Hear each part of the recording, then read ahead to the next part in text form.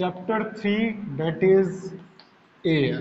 Okay, आपका जो air है, ठीक है, एयर बोल सकते हैं कि जो ह्यूमंस का क्या है, ये लाइफ का एक बेसिक सोर्स होता है। Without oxygen nobody here, they are the respirer. Okay, breathe. जितने भी ऑर्गेनिज्म होते हैं उन सबको क्या चाहिए, ब्रीथिंग करना होता है, उनके लिए ऑक्सीजन चाहिए। वो कहाँ से आता है, एयर से आता है। कोई भी चीज अगर स्टेबल है तो उसकी स्टेबिलिटी किसकी वजह से होती है, एयर्स की वजह से होती है।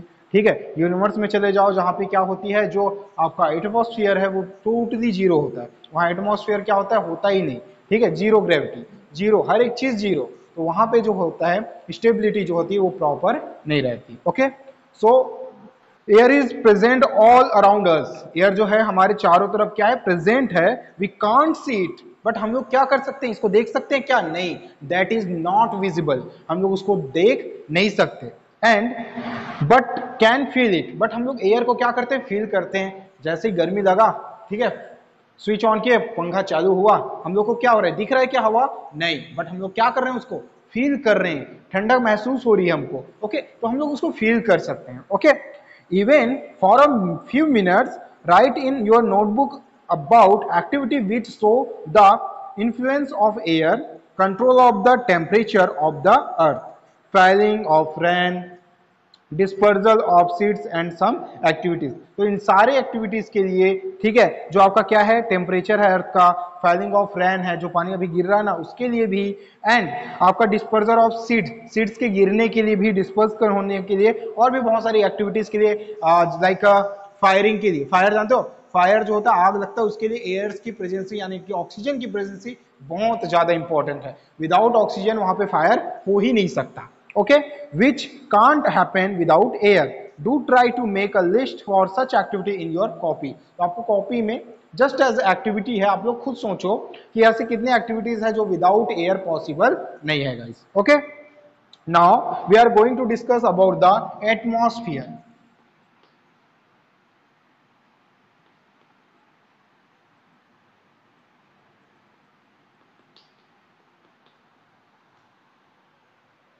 एटमॉस्फियर, ओके, तो ऑलमोस्ट सबको पता होगा एटमॉस्फियर क्या है, आप सब लोग देखते ही हो एटमॉस्फियर को। ठीक है, ओके, सो देखो गाइस, जो आपका एटमॉस्फियर है ये क्या है आपका, the mixing of different types of gases. Mixing of different type of gases, बहुत सारे गैसेस का क्या है, एक मिक्सचर है। ठीक है, जिसमें आपको क्या क्या मिलेगा, नाइट्रोजन मिलेगा, कितना, 78%। Okay, they are the oxygen. Oxygen कितना होता है गाइस, ऑक्सीजन होता है आपका 21%।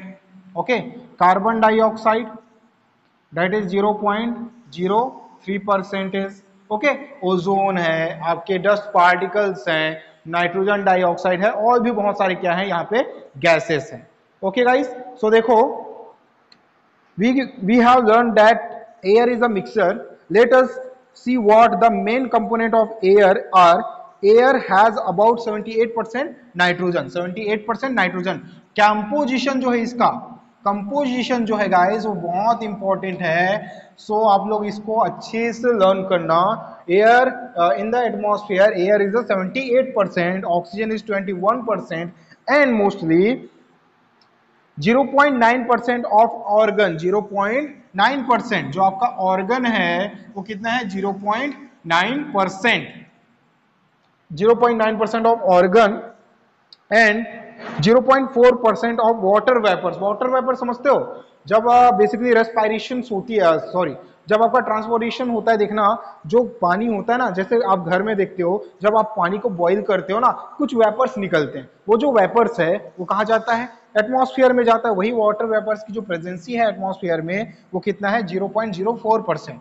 ठीक है, तो वाटर जो वेपर है, वाटर वेपर, इसकी कितनी अमाउंट है गाइस, 0.04%। ओके, वैल्यू, एंड 0.03%, देखो 0.03% परसेंटेज क्या है, carbon dioxide, and the rest in sulphur dioxide and other gases and dust particles. और जो भी बचा वो बाकी किसका रहेगा, sulphur dioxide, nitrogen dioxide and dust particles का, जो धूल जो होते हैं उड़ते रहते हैं। तो ये पूरा कंपोजिशन है, इसको ऐड करो। इन सबको ऐड करो, कितना होना चाहिए 100%। अच्छा 100% से बचेगा तो जो बचेगा वो अमाउंट किसका होगा, sulphur dioxide, nitrogen dioxide, okay, and dust particles का। तो ये अमाउंट है, ओके, शॉर्ट में याद रखो आप लोग, ठीक है। रिटर्न का तो हम लोग कर ही लेंगे। Ozone layer is found above the earth surface at about 60 to 80 kilometre distance. There are atoms of oxygen combined to form one ozone molecule. This layer blocks the harmful ultraviolet rays. Thus, the ozone layer helps in protecting us from skin cancer. Okay, ozone layer almost आप लोगों को पता होना चाहिए। अगर नहीं पता है तो हम लोग डिस्कस कर लेते हैं क्या होता है। Take a screenshot fast. So now we are going to discuss about the ozone layer. Ozone layer बहुत इंपॉर्टेंट है, बहुत ही ज्यादा इंपॉर्टेंट है, ठीक है। आपको समझना है कि ओजोन लेयर क्या है। एटमॉस्फेयर तो समझ में आ गया, चलो ऑल अबाउट देखते हैं क्या है। देखो जैसे ये जो है ये हमारा अर्थ है, दैट इज अर्थ, ओके। तो अर्थ का जो एटमॉस्फेयर होता है कुछ ऐसा एटमॉस्फेयर बनता है, इसका विजिबल है सबको, ये देखो। मींस ये जो है यूनिवर्स स्टार्ट हो जाता है, यहां से क्या स्टार्ट होता है, यूनिवर्स, जिसको ब्रह्मांड बोलते हैं, यहां से स्टार्ट हो जाता है। और ये जो इंटरनल एरियाज है, यहाँ पे जो बेसिकली एरोप्लेन्स है, हेलीकॉप्टर, चैपर्स हैं, बर्ड्स हैं जो फ्लाइंग करती है, जो आपके क्या है, क्लाउड्स हैं, क्लाउड्स, ठीक है, जैसे क्लाउड्स है, बादल हैं, वो सब क्या होते हैं, यहाँ पे रहते हैं, उड़ते रहते हैं। वाटर वेपर्स जो होता है यहाँ पे क्या होता है, उड़ते रहता है, क्या करता है, रेन कॉज करता है ना। तो ये जितनी भी एक्टिविटीज होती है वो सब किसके अंदर होता है, हमारे एटमॉस्फेयर के अंदर होता है। तो ये जो लेयर है, ठीक है, इसको बायोस्फीयर बोलते हैं, ये जो है बायोस्फीयर है। और ये जो है हमारा अर्थ का क्या है, सरफेस एरिया है, जहां पे हम लोग क्या करते हैं, हम लोग रहते हैं भाई। चलो ठीक है, ये अब बन गया किसी का घर, तो हम लोग क्या है भाई, यहाँ पे रह रहे हैं, ओके। तो जो ऐसा बेसिक क्या है, ये पूरा है ना, ए टू जेड है। अब जैसे समझो यहाँ पे जो है आपका क्या है, सन है, ठीक है, ओके। तो ये सन का इफेक्ट आ रहा है आपके अर्थ पे। कौन सा नंबर का प्लैनेट है गाइस, 3rd नंबर का प्लैनेट है। मतलब इसकी जो सनलाइट्स होती है उसको यहाँ तक रीच करने में, पहुंचने में मैक्सिमम कितना टाइम लगता है, 8.3 मिनट्स का टाइम लगता है, 8.3 मिनट्स का टाइम लगेगा, ओके। देखो अब यहाँ पे एक पॉइंट समझना, यहां से 80 to 23 किलोमीटर का, मीन्स जैसे मैं यहाँ पे बना देता हूँ, ठीक है, तो 80 to 23 जो किलोमीटर है उतने डिस्टेंस में, यानी कि समझ लो उसको यहाँ तक, समझ लो ये यहाँ पे है, तो इतने किलोमीटर में क्या है, एक ओजोन का लेयर है। किसका लेयर है गाइस, ओजोन का, ठीक है। चलो ये ऐसा एक मोटा सा क्या है, ओजोन का लेयर है। ये जो ओजोन लेयर होता है ना, इसका बहुत इंपॉर्टेंट यूज होता है आपके अर्थ को प्रोटेक्ट करने के लिए, बहुत ज्यादा क्या है ये यूजफुल होता है। डिस्टेंस कितना है अर्थ सरफेस से, 80 to 23 किलोमीटर, ओके। इस डिस्टेंस में ये रहता है, ओके। ये बहुत थिक वॉल भी होता है ना, याद रखना। अच्छा अब देखो उसका यूज क्या होता है। ये थोड़ा सा राउंड बनना था लेकिन राउंड नहीं बन पाया, चलो कोई नहीं, चलो ऐसा, ठीक है। अब देखो सन जो होता है, सन से क्या होती है, रेडिएशंस निकलती है। अगर पता होगा आप लोग को तो क्या निकलती है गाइस, रेडिएशंस निकलती है। इनको बोलते हैं UV rays. UV rays means ultra violet radiation. Ultra violet radiation ये इतना ज्यादा हार्मफुल होता है, ठीक है, कि आपकी सेल्स में अगर आपके टच हो जाए तो आपकी सेल्स को डैमेज कर सकती है। आपके स्किन में बहुत सारा क्या हो सकता है, कैंसर क्रिएट हो सकता है, ट्यूमर्स बन सकती है, ठीक है। क्योंकि अगर सेल्स क्या हो जाए, डिस्टर्ब हो जाता है, तो वो अनकंट्रोल्ड फॉर्म से क्या होता है, अपना मल्टीप्लिकेशन करना स्टार्ट हो जाता है और फिर वो ट्यूमर्स बनाता है, और वही ट्यूमर्स फिर बाद में कैंसर में कन्वर्ट हो जाता है, मींस स्किन कैंसर हो जाता है। अच्छा यूवी रेज का जो है हम लोग प्रोडक्शन करते हैं अर्थ में, और इसका यूज क्या होता है पता है आप लोग को, इसका यूज होता है माइक्रो ऑर्गेनिज्म को डिस्ट्रॉय करने के लिए। आप लोग सब देखो होगे यूवी चैम्बर होता है, ठीक है। यूवी चैम्बर जो जनरली लाइट ब्लू कलर का दिखता है उसका रेज, उनमें क्या करते हैं, जितने भी कंटेनर्स होते हैं या कोई भी जो मेडिकल इक्विपमेंट होता है ना, उनको साफ करने के लिए, उसको ट्रीट करने के लिए हम लोग यूवी चैम्बर में डालते हैं उसको, एथेनॉल से, या अभी देखो सैनिटाइजर से हम लोग साफ कर रहे हैं ना हाथ को, वैसे ही सेम फंक्शन कौन करता है, यूवी रेज करता है, ठीक है। तो किसी भी चीज को क्या करना, बैक्टीरिया फ्री करने के लिए, वायरस फ्री करने के लिए उसको यूवी चैम्बर में रखते हैं। बट हम लोग कभी भी यूवी चैम्बर के अंदर जाते हैं क्या? नहीं, क्योंकि हमारी बॉडी भी तो सेल्स है ना, वो डिस्ट्रॉय हो गया तो ओके। तो ये क्या होता है, इसका डिसएडवांटेज होता है। तो यही चीज यहाँ पे देखा जाता है जब सन से यानी सन की रेज के साथ जो सनलाइट्स है उनके साथ जब यूवी रेज आती है तब क्या करता है, ये जो आपका ओजोन लेयर है, ये क्या है आपका ozone layer, that is form the combination of oxygen and in fact oxygen, मतलब ये जो होता है ऑक्सीजन के मॉलिक्यूल से मिलके O3 बनता है। O3 is a ozone, O3 is a ozone, O2 is a oxygen, most important याद रखना, O3 इज अ ओजोन। अब देखो यहाँ पे हुआ क्या, ये जो आपका ओजोन का लेयर बन गया, जैसे ही इस पे क्या होती है यूवी रेज आती है, ये जो लेयर है उसको अंदर नहीं जाने देती है एंड इसको रिफ्लेक्ट बैक कर देती है, रिफ्लेक्ट कर देती है। ओके, रिफ्लेक्ट करिए, देखो वापिस से उसको यूनिवर्स में क्या कर देती है, भेज देती है। तो ये जो यूवी रेज है वो अंदर नहीं आ पाता, अंदर नहीं आ पाता मींस क्या होगा, अर्थ पे रीच ही नहीं करेगा और अर्थ का जो लाइफ है, जो उसका क्या है इकोसिस्टम है, वो डिस्टर्ब नहीं होता। ओके, इतना क्लियर है सबको? तो ये क्या है, ओजोन है गाइस, ठीक है। अच्छा, अब इसका डिसएडवांटेज क्या है भाई, क्या होता है हम लोग को एक्साइटमेंट में हम लोग क्या करते हैं, हम लोग बाइक लेते हैं, है ना भाई, बाइक ले लिए, ठीक है, अच्छे से बाइक ले लो, मेरे को बनाने नहीं आता, चलो ये बाइक हो गया। कार यूज कर रहे हैं हम लोग, ठीक है भाई, कार यूज कर रहे हैं। तो इन सब से होता क्या है, रेफ्रिजरेटर यूज कर रहे हैं, इन सब से हाई अमाउंट में स्मोक निकलता है गाइस। क्या निकलता है? स्मोक। स्मोक समझते हो ना, डस्ट, धूल, ठीक है, बहुत ज्यादा पॉल्यूशन कॉज करता है। अब इनके पॉल्यूशन से होता क्या है, जब ये पॉल्यूएट होते हैं तो इनसे एक बहुत ज्यादा डेंजरस गैस निकलता है, गैस का नाम याद रखना, that is carbon dioxide, carbon monoxide, okay, carbon ये हो गया, और आपका CH4 मीथेन, ओके, ये सारी गैसेस हैं। आपका सल्फर डाइऑक्साइड है, नाइट्रोजन डाइऑक्साइड है, Na2, ये सारी गैसेस इन सब से, इन पॉल्यूशन से निकलती है, इंडस्ट्रियलाइजेशन से निकलती है। इंडस्ट्रीज देखो, रायपुर सिलतरा फेस देखना, इतना क्या है, डस्ट एरिया है, इतना पॉल्यूटेड एरिया है, ठीक है, कि वहां आप अगर 1 मिनट रुक जाओगे ना तो आपके ऊपर एक ब्लैक कलर का लेयर बन जाएगा, इतना डस्टी क्या है, डस्ट पार्टिकल्स वहां पे उड़ते रहते हैं, ठीक है। तो ऐसे एरियाज की वजह से ये सारी हार्मफुल गैसेस क्या होती है, रिलीज होती है। और इन गैसेस में एक और मोस्ट इंपॉर्टेंट गैस होता है, that is CFC, most important gas, याद रखना, CFC यानी क्लोरोफ्लोरोकार्बन। क्लोरोफ्लोरोकार्बन, ये जो क्लोरोफ्लोरोकार्बन होता है ना, ये क्या करता है, ऑक्सीजन का ओजोन के साथ रिएक्ट करता है और ओजोन में से एक ऑक्सीजन को क्या कर देता है, ये जनरली डिवाइड कर देता है and they are the form oxygen, only O2। जब ये O2 बनेगा तो ये क्या होता है, गैस के फॉर्म में उड़ना स्टार्ट हो जाता है गाइस।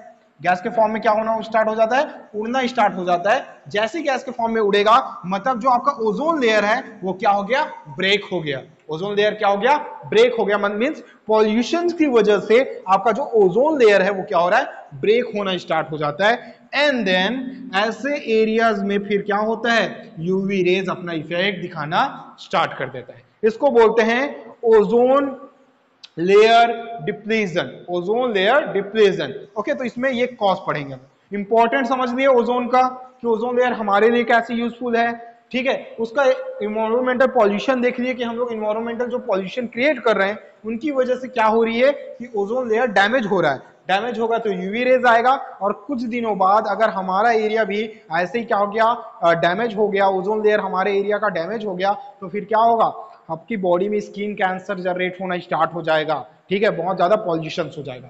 तो ये बहुत इंपॉर्टेंट टर्म है गाइस, इसको क्लियर करो आप लोग, take a screenshot. Okay, is that clear all of you?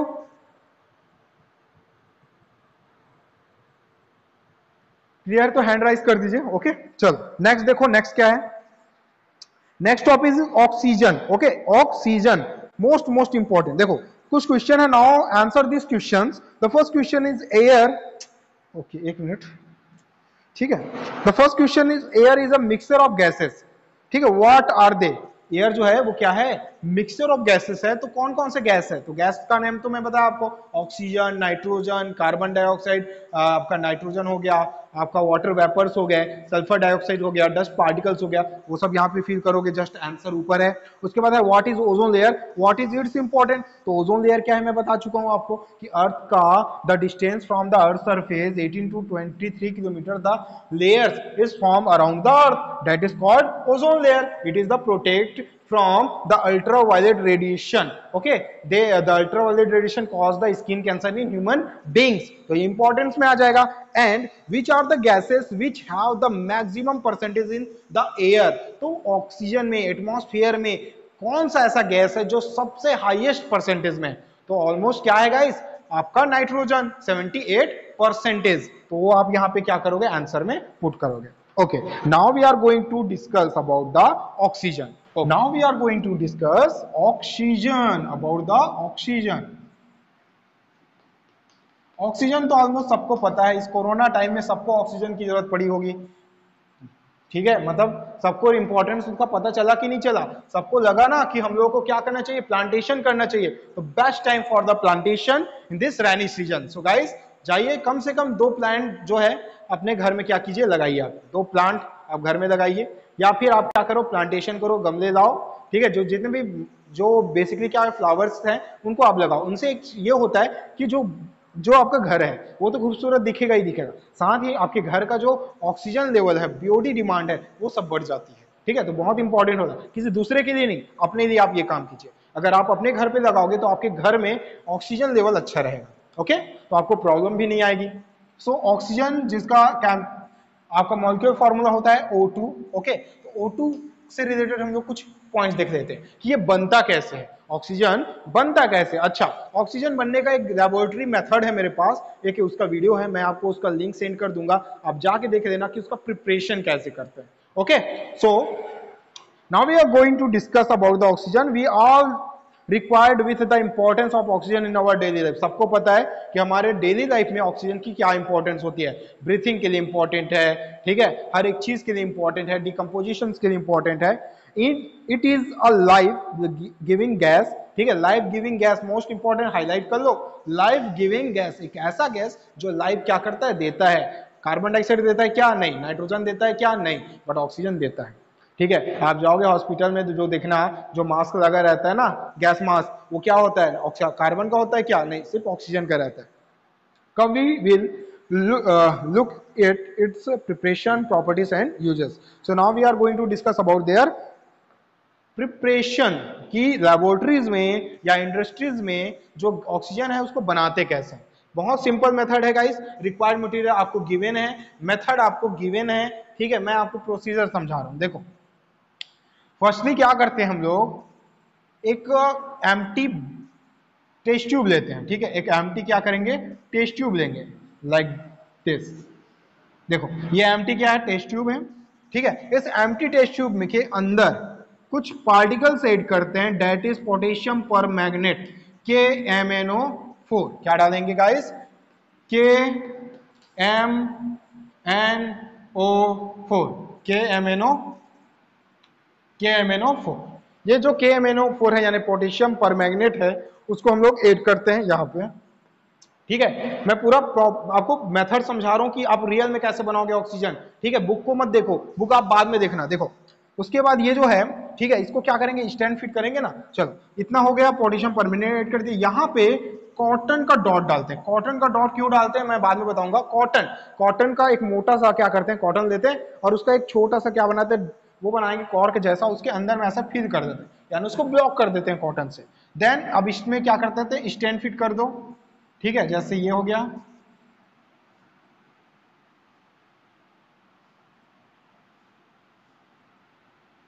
ये ठीक है, अभी इसमें हम लोग क्या कर दिए, स्टैंड लगा दिए। स्टैंड थोड़ा सा टेढ़ा हो रहा है, चलो इसको करेक्ट कर देते हैं।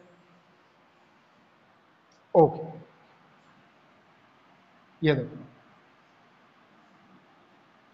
ठीक है, ये हो गया स्टैंड, जो आपको बेसिकली कहाँ मिल जाता है, लेबोरेटरीज में इजीली मिल जाता है। अच्छा, यहाँ पे हम लोग गैस फ्लेम ऐड करते हैं। क्या करते हैं, गैस फ्लेम, ठीक है। चलो गैस बर्नर जो होता है ना, बर्नर, देखो बुक में बर्नर होगा, तो बर्नर, गैस बर्नर यूज करते हैं। इसमें क्या होता है बेसिकली एक स्पेशल टाइप का केमिकल रहता है, ठीक है, केमिकल इथिलीन आपका बेसिकली इसमें रहता है, एथिल अल्कोहल जैसा, जो क्या करता है, इसको फायर करता है।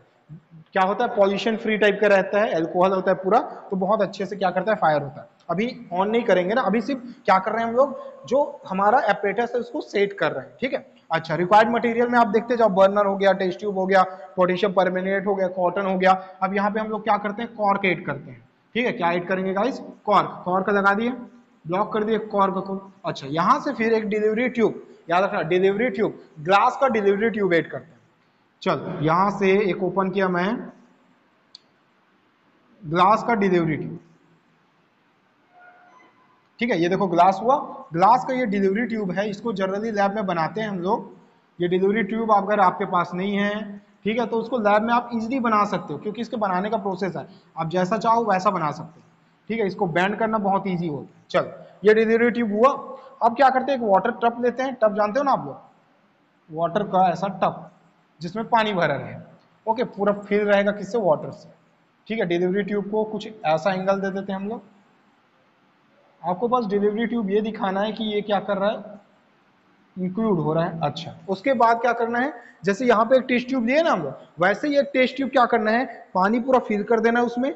फिल करने के बाद उसको ऐसे सरफेस उल्टा करोगे तो एक ग्लास ऐड करोगे, क्या ऐड करोगे, ग्लास, ठीक है। नीचे ग्लास रखोगे या अंगूठा से उसको क्या करोगे, बंद रखोगे, ताकि वो क्या ना हो, ताकि वो बेसिकली गाइस पानी जो है वो बाहर ना आए, वो उसी में ऐड होता रहे, ठीक है, रुका रहे उसमें। और उसको तुरंत क्या करेंगे, इसमें उल्टा ऐड कर देंगे, ठीक है। इसको थोड़ा सा और हम लोग क्या कर लेते हैं, नीचे ले लेते हैं, ताकि हमारा वाटर जो लेवल है वो बना रहे, ठीक है। चलो, इसको मैं और ऐड कर देता हूँ। इसके लिए बहुत एडवांटेज लगता है, मतलब बहुत सारा स्पेशल टाइप के इक्विपमेंट लगते हैं, बट समझना है तो हम इजी समझ सकते हैं। यहाँ पे हम लोगों ने क्या ऐड कर दिया गाइस, हम लोगों ने ऐड कर दिया टेस्ट ट्यूब, ठीक है। ये देखो टेस्ट ट्यूब ऐड कर दिया। टेस्ट ट्यूब में क्या पूरा फिल है, वाटर फिल है, ये देखो।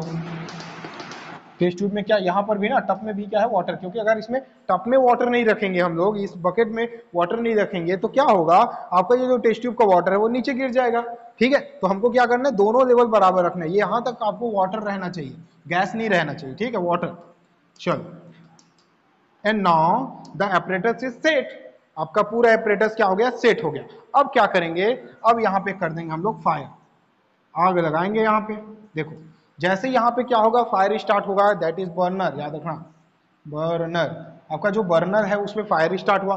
फायर जैसे स्टार्ट हुआ, पोटेशियम परमैंगनेट जो है वो टूटना स्टार्ट हो जाएगा। पोटेशियम परमैंगनेट क्या होगा गाइस, टूटना स्टार्ट हो जाएगा। और ये क्या क्या बनाएगा, देखो, आपका पहला कंपाउंड बनेगा K2MnO4, MnO4, ठीक है। पोटेशियम परमैंगनेट से पोटेशियम मैग्नेट बन गया, पोटेशियम मैग्नेट बन गया। फिर इस पोटेशियम मैग्नेट से Mn, मैग्नीशियम डाइऑक्स, आपका मैग्नीज जो है, ठीक है, पोटेशियम मैग्नेट के बाद आपका मैग्नीज डाइऑक्साइड बन जाएगा, और ये मैग्नीज डाइऑक्साइड जो होगा फिर ऑक्सीजन में ऐड हो जाएगा। इतना विजिबल है आपको, या ऑक्सीजन तक तो विजिबल है। मतलब पोटेशियम परमैंगनेट को जैसे ही हम लोग गर्म किए, तो ये पहला कंपाउंड में टूटेगा। पहला कंपाउंड क्या रहेगा, पहला कंपाउंड रहेगा K2MnO4, मतलब इसको बोलते हैं आप लोग, हम लोग आपका क्या, पोटेशियम मैग्नेट। ये जो पोटेशियम मैग्नेट है, ठीक है, मैग्नीज का फॉर्म है, ये क्या होगा, ये फिर से टूटता है, इनमें भी ये भी फायर हो रहा है अंदर, ये टूटता है, और पोटेशियम निकल के सिर्फ क्या बनता है, MnO2। तो MnO2 यानी मैग्नीशियम डाइऑक्साइड, इससे बन जाता है। मैग्नीशियम ऑक्साइड जो है उसमें से फिर क्या निकलता है, सिर्फ ऑक्सीजन निकलता है। तो सोचो मैग्नीज जो है, पोटेशियम जो है, वो बाहर क्यों नहीं निकल पा रहा है, वो बाहर क्यों नहीं निकल पा रहा है, इसका रीजन है ये कॉटन का डॉट जो हम लोगों ने ऐड किया है, कॉटन डॉट, इसका बहुत इंपॉर्टेंट यूज है।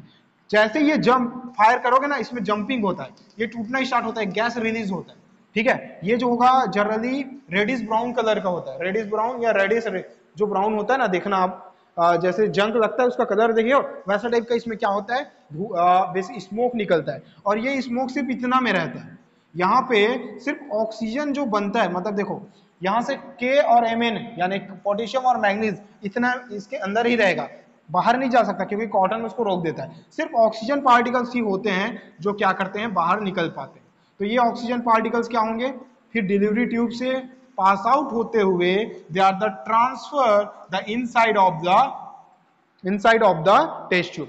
टेस्ट ट्यूब में जैसे ही जाएगा, हमको पता कैसे चलेगा कि गैस जो है वो प्रिपेयर होना स्टार्ट हो गया। इसका बहुत एडवांटेज है, जब आप वाटर में हल्का सा भी क्या करते हो, गैस ऐड करते हो, मुंह से अगर फूंक मारते हो, अगर ड्रॉ लेके, तो स्ट्रॉ लेके जब फूंक मारोगे तो क्या होगा, उससे बबलिंग होता है ना, सेम वही रिएक्शन यहां दिखेगा, यहां से बबल्स निकलेंगे, और ये जो बबल्स हैं ये ऊपर जाके स्टोर होना स्टार्ट हो जाएंगे, because the gas is occupying their space. Okay, gas जो है अपना क्या है, ऑक्यूपाई करता है, स्पेस ऑक्यूपाई करता है, तो गैस जो होगा वो हल्का होने की वजह से ऊपर जाना स्टार्ट हो जाएगा, और वाटर लेवल यहां ऊपर चढ़ना स्टार्ट हो जाएगा, और एक लेवल ऐसा आएगा कि ये नीचे गिरना भी स्टार्ट हो जाएगा वाटर, और वही हमको वाटर से कोई मतलब नहीं, हमें तो गैस चाहिए।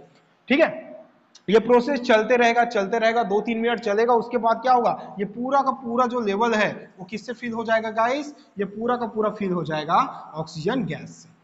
ओके, जैसे ही इतना फिल हो जाए, उसके बाद आपको तुरंत यहां से फायर को क्या कर देना है, ऑफ कर देना है, उसको बुझा देना है। अगर ऐसा नहीं करोगे तो अगर गैस रिलीज होके इधर आ गया ना, ठीक है, तो ये फिर बहुत ज्यादा खतरनाक हो सकता है।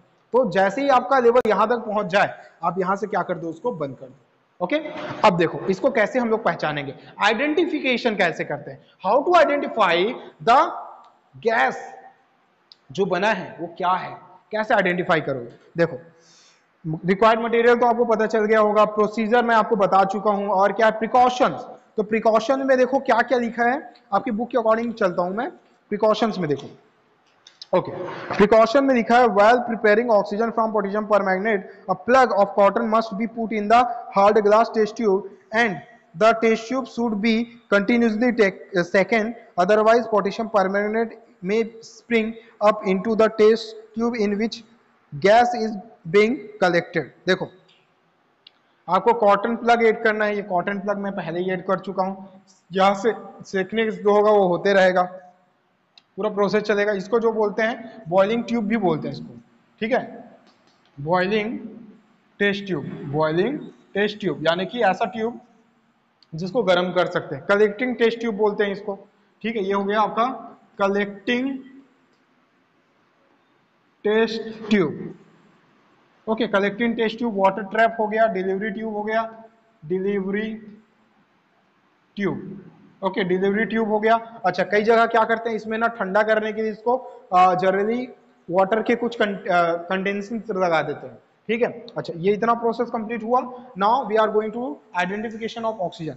अब इसको क्या करोगे, जैसे ही गैस बन गया ऐसे नहीं निकाल देना, ठीक है, ऐसा बना कि ऐसा नहीं निकालना है, इसको आप ऊपर हल्का उठाओगे, फिर अंगूठे से, ये छोटा होता है ना जो आपका टेस्ट ट्यूब होता है, जो छोटा होता है, उसको आप क्या करोगे, अंगूठे से या किसी छोटे से वॉच ग्लास जो होता है ना, ऐसा ग्लास रहता है पतला सा, उससे उसको ब्लॉक करोगे, और ब्लॉक करके लेके आओगे, ऐसे ब्लॉक करके लेके आने के बाद उस ग्लास को ऊपर ही रखना, यानी जो वॉच ग्लास रहेगा उसके ऊपर रहेगा, मतलब ये चैम्बर पूरी तरह से बंद रहेगा। यहां से निकालना बहुत वो होता है ना, इसको केयरफुली निकालना पड़ता है, अदरवाइज गैस क्या हो जाएगा, निकल सकता है, रिमूव हो सकता है। ओके, नाउ जैसे आपका टेस्ट ट्यूब क्या हुआ, ऊपर आया, ठीक है, अब उसको आइडेंटिफाई करना है। आइडेंटिफाई क्या करना है कि जो गैस होता है that is help in burning, burning में यानी किसी भी चीज को जलाने में क्या करता है, बहुत ही ज्यादा यूजफुल होता है। तो कुछ नहीं करेंगे, एक जो होता है जो अगरबत्ती होती है ना, ठीक है, जो आपका इंस्टेंट, ओके, अगरबत्ती है, उसको जला के लाओगे, कितना हल्का सा जलते रहता है, देखे होगे आप लोग, बहुत स्लोली स्लोली जलता है, उसको लेके आना, ओपन करना टेस्ट ट्यूब को और अंदर डाल देना, देखना जितना आप अंदर डालोगे उतना एक साथ क्या हो जाएगा, वो फायर हो जाएगा, जल जाएगा, बर्न हो जाएगा। मतलब क्या हुआ, मतलब जो है ऑक्सीजन की प्रेजेंसी की वजह से उसमें जो रिएक्शंस है वो और ज्यादा क्या हो गया, फास्ट हो गया। अच्छा, एक और रिएक्शन देख सकते हो, मैच स्टिक को ऑन फायर करो, बर्न करो, और सीधा ओपन करके डाल देना, पूरा का पूरा जो क्या रहेगा, आपका टेस्ट ट्यूब रहेगा वो फायर होते हुए दिखेगा। ठीक है, ऐसा लगेगा कि पूरा टेस्ट ट्यूब जल गया। ठीक है, वो प्रेजेंस ऑफ ऑक्सीजन की वजह से जो आपका मैच स्टिक का जो बचा हुआ हिस्सा रहता है ना, वो मिली सेकेंड में क्या हो जाता है, जल जाता है। ठीक है, तो ये प्रेजेंसी होती है किसकी, आइडेंटिफिकेशन होता है किसका, ऑक्सीजन का।